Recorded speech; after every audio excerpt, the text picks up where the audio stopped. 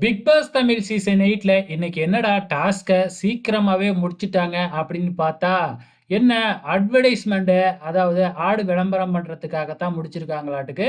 So இன்னைக்கு வந்து பார்த்தீங்கன்னா, எத அட்வர்டைஸ்மென்ட் பண்ணாங்க அப்படின்னு பார்த்தீங்கன்னா, ஹெல்த்தி கிராஸ் பெருவெங்காயத்த வந்து பார்த்தீங்கன்னா, அட்வர்டைஸ் பண்ற விதமா வந்து பார்த்தீங்கன்னா, இப்ப பிக் பாஸ் வீட்ல மொத்தம் 8, 8ம் 16 பேர் இருக்காங்க இல்லையா?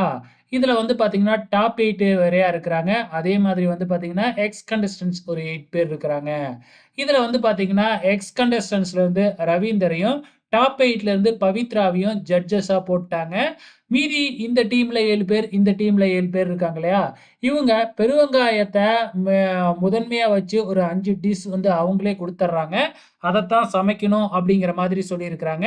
ஸோ, இப்ப இதுல வந்து எந்த டீம் பெஸ்ட்டா பெர்ஃபார்ம் பண்ணுது? டாப் 8 ஒழுங்கா பண்றாங்களா? இல்ல எலிமினேட் ஆன அந்த பேரு ஒழுங்கா பண்றாங்களா? அப்படிங்கிற மாதிரி தான் வந்து பார்த்தீங்கன்னா, இந்த இது டாஸ்க்க கொண்டு வந்திருக்காங்க. இதுல ரவீந்தர், பவித்ரா இவங்க 2 பேருமே சே சேர்ந்து யார தேர்ந்தெடுத்திருக்காங்க அப்படின்னு பார்த்தீங்கன்னா, இப்ப உள்ளார இருக்கிற அந்த டாப் 8ல இருந்து தான் தேர்ந்தெடுத்திருக்கிறாங்க. ஆக மொத்தத்துல இந்த டாஸ்க் முடிஞ்சதுக்கப்புறம், சுனிதா இவங்க எல்லாருமே சேர்ந்து, அந்த பக்கம் தான் உங்களுக்கு ஃபேவரைட் கண்டஸ்டன்ட்ஸ்லாம் இருக்காங்க. அதுக்காக தான் நீங்க அவங்களுக்கு வந்து குடுத்தீங்க சாதகமா பதிலு. அப்படிங்கிற மாதிரி வந்து எல்லாருமே சொல்ல ஆரம்பிச்சுட்டாங்க.